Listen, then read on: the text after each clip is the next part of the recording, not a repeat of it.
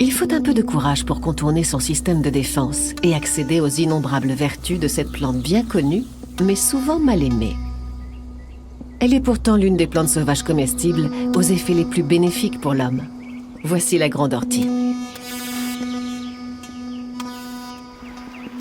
L'ortie est une plante vivace de 60 à 150 cm de hauteur, souvent établie en colonie grâce à ses longs rhizomes. Son territoire, à l'origine en Eurasie, s'est étendu dans presque toutes les régions tempérées du monde.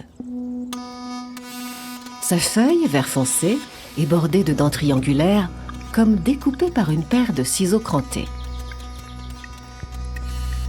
Ses fleurs apparaissent au début du printemps.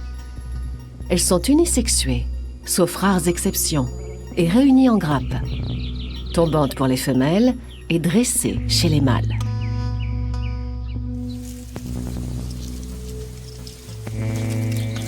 L'ortie possède deux types de poils. Les premiers sont petits et souples, les autres longs et cassants. Ces derniers sont constitués d'une capsule contenant le produit urticant, l'acide formique, et d'une pointe de silice qui fonctionne comme une seringue. Si elle est crainte en raison des brûlures qu'elle provoque, en plus d'être privée des charmes de la couleur et du parfum, elle n'en demeure pas moins une puissante plante médicinale, à condition de l'utiliser correctement. Jusqu'au XIXe siècle, certains de nos ancêtres considéraient que se flageller avec une botte d'ortie était un moyen efficace pour lutter contre les rhumatismes. De nos jours, on l'utilise plutôt en cataplasme. Associée avec de l'argile verte, elle agit contre les douleurs de l'arthrite et les rhumatismes. L'ortie a aussi été utilisée dans le textile et ses fibres ont d'ailleurs fait leur preuve depuis bien longtemps.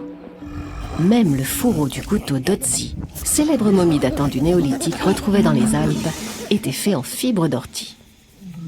Bien plus tard, au début du XXe siècle, c'est l'armée allemande qui utilise ces fibres pour confectionner vêtements, tentes, sacs à dos.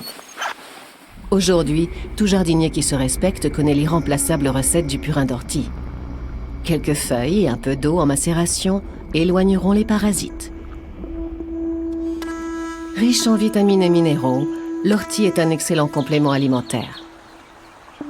Ses feuilles se consomment cuites, comme dans la célèbre soupe d'ortie. Une fois séchées, hachées et chauffées, leur pouvoir urticant disparaît. Pour les ramasser, une paire de gants suffit. Et pour les têtes en l'air, caressez-les dans le sens du poil, toujours de la tige vers leurs extrémités.